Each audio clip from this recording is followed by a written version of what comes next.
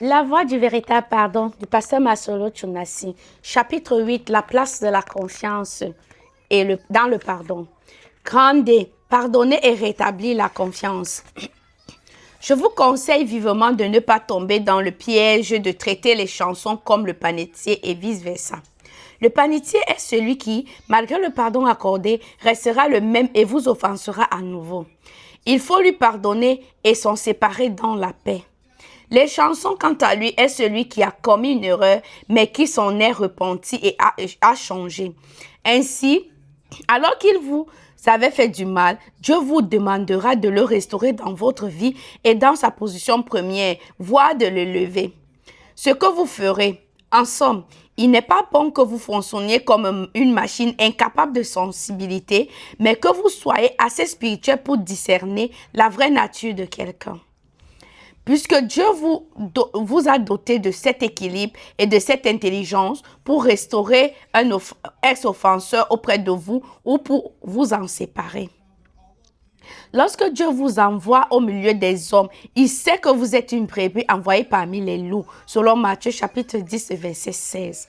Vous êtes alors une personne en danger.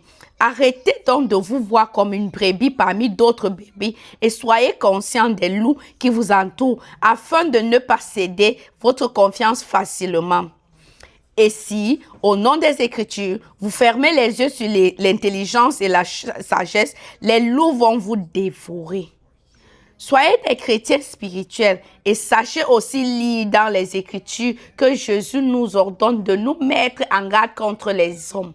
Matthieu chapitre 10, verset 17.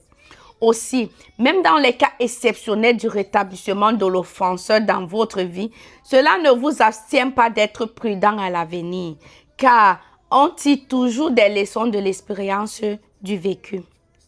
Grand 2. La prudence après le pardon. Jésus-Christ nous a recommandé d'être simples comme des colombes et prudents comme des serpents. Matthieu chapitre 10, verset 16. On peut pardonner tout en étant prudent. Par exemple, un voleur qui a pénétré dans votre domicile, vous lui accorderez le pardon, ce qui n'enlève rien à la prudence qui sera la vôtre après son passage. Changez les serrures, posez les alarmes, etc. Nous ne sommes pas dans des environnements aseptisés. Dieu nous a envoyés vivre parmi les loups. Si Jésus-Christ a dit « Je vous envoie comme des brebis au milieu des loups », Luc chapitre 10, verset 3, il a néanmoins ajouté de suite ces deux dimensions dans lesquelles nous devons opérer lorsque nous nous trouvons parmi ces loups. La dimension de la colombe, simplicité et amour, et en parallèle, la dimension de la prudence du serpent. Matthieu 10, chapitre 10, verset 16. Et quand je parle de serpent ici, je ne parle pas du diable. Je vous rappelle que le serpent est une créature de Dieu, un animal à sang-froid qui a à la fois la prudence et la sagesse. Cet animal peut vivre chez vous durant des années sans que vous le voyiez car il a la sagesse de se cacher afin de ne pas être tué par vous. Ne pas comprendre cela, c'est ouvrir la porte à tous les travers charriés par les mauvaises interprétations du bon chrétien. Or, dans le service ministériel comme dans le travail séculier, la dimension du pardon ne vient pas seule.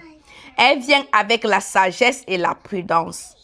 Dans le milieu des entrepreneurs chrétiens, par exemple, ces derniers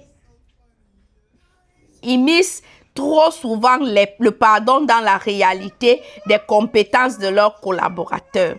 Je peux pardonner à un salarié qui n'accomplit pas bien sa tâche, mais je le traiterai en fonction de ses compétences. Si le dirigeant chrétien pardonne à un salarié qui réalise mal les fonctions qui lui ont été attribuées, il ne devra pas pour autant lui confier les mêmes missions pour lesquelles il a démontré son incompétence ou sa forfaiture. Il serait prudent que ce pardon prenne des mesures correctives en sa faveur et l'observe en conséquence.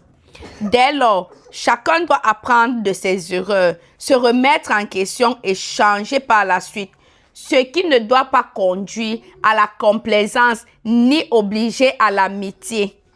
Salomon n'a-t-il pas écrit dans Proverbes chapitre 14, verset 8 que la sagesse de l'homme prudent c'est l'intelligence de sa voix. La folie des insensés, c'est la tromperie.